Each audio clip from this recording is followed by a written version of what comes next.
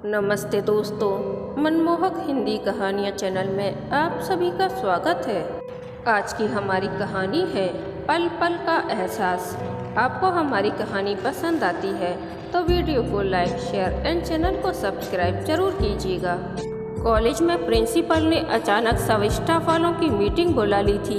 1 घंटा meeting attend करके आराध्या अपने विभाग की ओर दौड़ पड़ी। परसों से एमए प्रीवियस के वार्षिक प्रैक्टिकल शुरू हो रहे थे। पहला ही प्रैक्टिकल वॉल म्यूरल का था। सारे स्टूडेंट से स्केच बनवा कर रखना पड़ेगा ताकि परसों से पेंटिंग शुरू करवाई जा सके। वो नीचे चली गई थी तो बच्चे सारे गप्पे मारने बैठ गए होंगे, ये नहीं कि काम करते रहेंगे। आराध्या चित्रकला विभाग की विभागाध्यक्ष है। कुल 45 छात्र छात्राएं और 3 लोगों का स्टाफ है। एक टीचर छुट्टी पर थी और दूसरी मीटिंग खत्म करके नीचे से ही घर चली गई। लिहाजा आराध्या को ही ऊपर दौड़ लगानी पड़ी। जैसा आराध्या ने सोचा था वैसा ही हुआ था। सारे छात्र छात्राएं यहाँ वहाँ झुंड बनाकर गप्पे मार रहे थे। आराध्या ने सबको डांट लगाई। वह खुद वहाँ खड़े होकर उनसे तेजी से काम करवाने लगी। 5:30 बज गए। दिन ढलने की कगार पर खड़ा था। आराध्या ने फटाफट सारा सामान विभाग में रखवाया। अपने सामने सारे छात्र छात्राओं को घर रवाना किया। पियून से विभाग में ताला लगवाया और नीचे कार में आकर बैठ गई। ड्राइवर घर की ओर ड्राइव करने लगा। आराध्या ने घड़ी देखी। उफ, 6:15 हो गए। आज मनु फिर परेशान होकर अंदर बाहर हो रहे होंगे। 15 मिनट में ही गाड़ी घर पर पहुंच गई।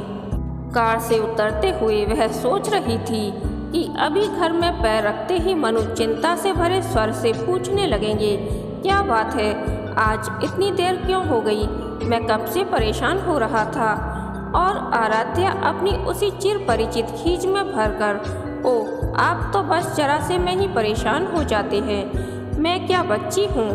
अब तो मेरी चिंता करना छोड़ दो। जब मैं बाहर जाऊँगा और तुम दिन भर घर में मेरा इंतजार करती रहोगी ना, तब तुम्हें पता चलेगा कि निर्धारित समय पर अपने घर न लौटना कितना चिंतित कर देता है।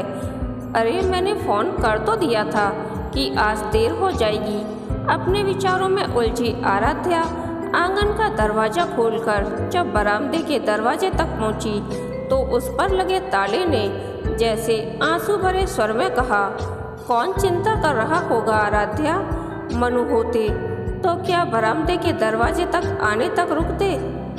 नहीं, वो तो आंगन के दरवाजे को पकड़े तुम्हारे आने की राह ताकते सड़क पर नजर जमाए बैठे रहते।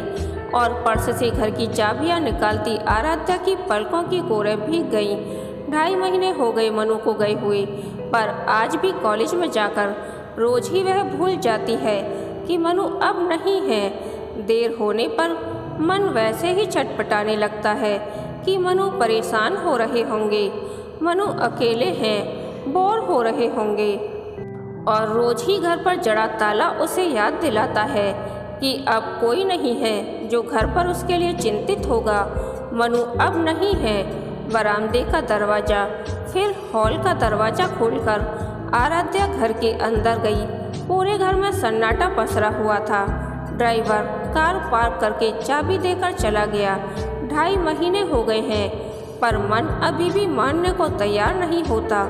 आराध्या समझ ही नहीं पाई कि उसे सचमुच याद नहीं रहता या फिर वह अपना दर्द बर्दाश्त न कर पाने के कारण अपने आप को भुलावे में डालकर बहलाती रहती है कि मनु घर पर उसकी राह देख रहे हैं।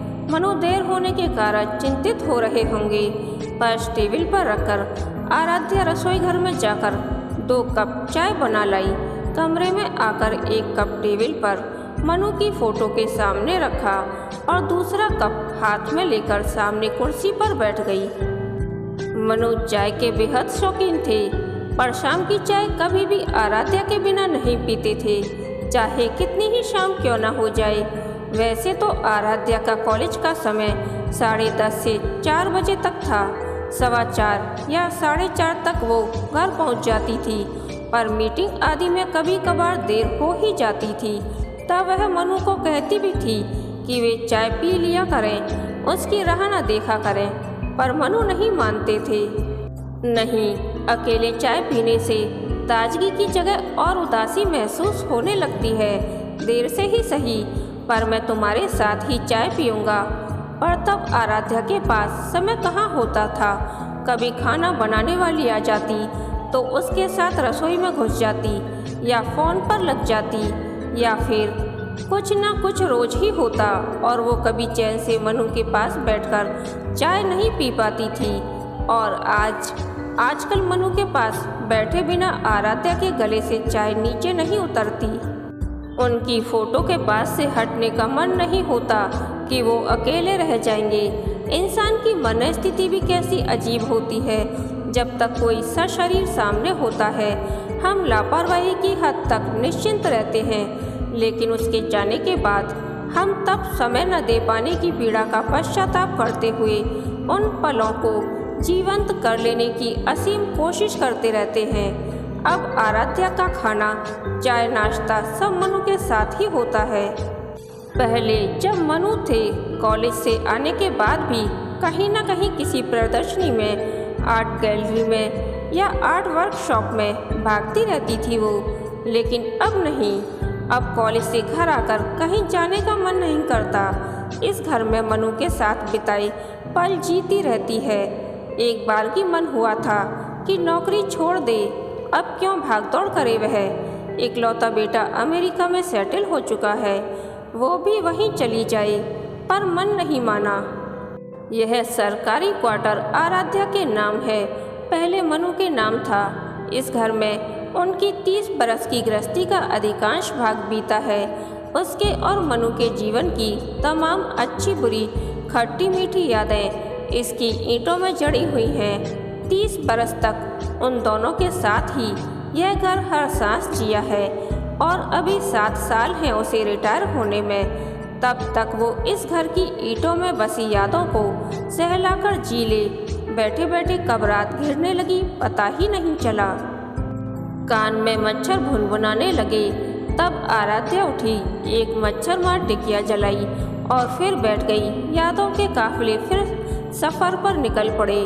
ऐसे ही कभी गर्मी की शामों में मनु बनियान पहनकर बैठते थे, तब उनके कंधों या बाहों पर मच्छर बैठा दिखने पर आराध्या उसे मार देती। मनु तब हंसकर कहते, चलो कम से कम मच्छर मारने के बहाने से ही सही तुमने मुझे छुआ तो सही। तब आराध्या उनकी स्वर की आर्द्रता पर द्रवित होकर उनके पास बैठकर थोड़ी देर बदन पर हाथ फेर देती या कंधे पर से टिकाकर बैठ जाती। नरम गरम सेहत के चलते मनु ने समय से पूर्व ही नौकरी से रिटायरमेंट ले लिया था। बाहर आना जाना भी कम ही हो पाता था। बेटा जब अमेरिका से आता था तभी मनु को दिन भर के लिए किसी का साथ मिल पाता था। कॉलेज की विभागाध्यक्ष और उस पर भी शीर्षस्थ चित्रकार होने के कारण आराध्या की व्यस्तताएं असीमित थीं। हर समय भागदौड़ में व्यस्त अपनी व्यस्तता में उलझी आराध्या को कभी एहसास ही नहीं हुआ कि घर पर पूरा दिन अकेले रह जाने पर मनु कितना उब जाते होंगे। आज उसे अकेलेपन के ये कुछ घंटे काटने को दौड़ते हैं। तब क्या पता था उसे कि मनु 4 दिन की मामूली बीमारी में यूं अचानक ही चले जाएंगे। कुछ सोचने का मौका ही नहीं दिया उन्होंने। बेटा ही बड़ी मुश्किल से अमेरिका से आ पाया था, जड़ रह गई थी वह। कभी कल्पना ही नहीं की थी कि मनु के बिना भी रहना पड़ सकता है। 35 बरस लंबा साथ, जीवन के साथ कुछ ऐसा घुल मिल जाता है कि वह हमारा अभिन्न हिस्सा बन जाता है। हमारे शरीर हमारे विचारों की तरह जब तक हम हैं, हमारा शरीर व विचार भी रहेंगे। ऐसा ही कुछ मनु को लेकर आराध्या के मन में था कि वे तो हमेशा साथ रहेंगे, मगर नहीं। रात के 8:30 बज गए थे। ऐसा लगा मनु कह रहे हैं, चलो खाना खा लो। रात में देरी से खाना खाना ठीक नहीं है। तुम अपनी सेहत को लेकर बहुत लापरवाह हो। और पलकों की भीगी कोरों को पोंछते हुए आराध्या उठकर रसोई में जाकर अपने लिए थाली में सब्जी रोटी परोस कर ले आई। जब भी सुबह 7 बजे कॉलेज में परीक्षाएं होती थीं, तब मनु रसोइये से रात में ही खाना बनवा कर रख देते थे और सुबह आराध्या से कहते, चलो तुम खाना खा लो, मुझे पता है तुम्हें भूख जरा भी सहन नहीं होती है। 11 बजे तक तो तुम्हारी तबीयत बिगड़ जाएगी। और वह चुपचाप उनकी बात मानकर सुबह के 6:30 बजे ही खाना खा लेती थी। आराध्या को नहीं पता था, लेकिन मनु को पता था कि उससे भूख सहन नहीं होती। आराध्या को आराध्या से भी अधिक पहचानते थे मनु, और उसके बाहर रहने पर मनु का उसके लिए चिंतित होना, फ़ोन करना, 100 तरह की हिदायतें देना, तब यह सब परवाह या प्रोटेक्शन नहीं, पॉजिटिवनेस या शक जैसा कुछ लगता था। व्यक्तिगत स्वतंत्रता में हस्तक्षेप लगता था। तब कभी कभी इस प्रोटेक्टिव नेचर पर आराध्या खींच जाती थी, गुस्सा भी हो जाती थी। डोंट बी सो पॉजिटिव, क्या जब देखो तब जासूस की तरह खबर लेते रहते हो। आज आराध्या कभी भी आई, कितनी भी देर से आई, ख्याल करने वाला कोई नहीं है, कोई पूछने वाला नहीं है। चिंता के मारे कोई दरवाजे पर आंख लगाकर रहा नहीं ताकता। आंगन के गेट को पकड़े कोई उत्सुकता से आराध्या की कार की आहट पर मन अटकाकर खड़ा नहीं रहता। कोई व्यग्र होकर नहीं पूछता, आज इतनी देर क्यों हो गई आराध्या। काश पहले ये अंतर समझ आ जाता कि यह पॉजिटिवनेस नहीं, प्रोटेक्टिवनेस है, तो बात कुछ और ही होती। क्यों हम उम्र भर सामने वाले की भावनाओं को समझ नहीं पाते, उसकी कदर नहीं करते, और फिर उसी चीज़ के लिए बाकी ज़िंदगी तरसते रह जाते हैं। आराध्या की आंखें अब बरसने लगीं। ओ मनु, तुम कहाँ चले गए? देखो ना, आज कितनी देर हो गई थी मुझे। तुमने एक बार भी नहीं पूछा कि आराध्या कहाँ हो, कब आओगी, जल्दी आओ।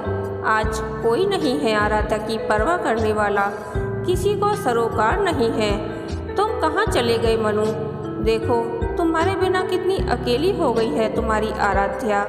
सामने लगी तस्वीर में मनु स्थिर भाव से मुस्कुरा रहे थे। कहानी के अंत तक बने रहने के लिए धन्यवाद। यह कहानी आपको कैसी लगी प्लीज़ कमेंट करके बताइए। कहानी पसंद आई तो वीडियो को लाइक, शेयर एंड चैनल को सब्सक्राइब जरूर कीजिएगा।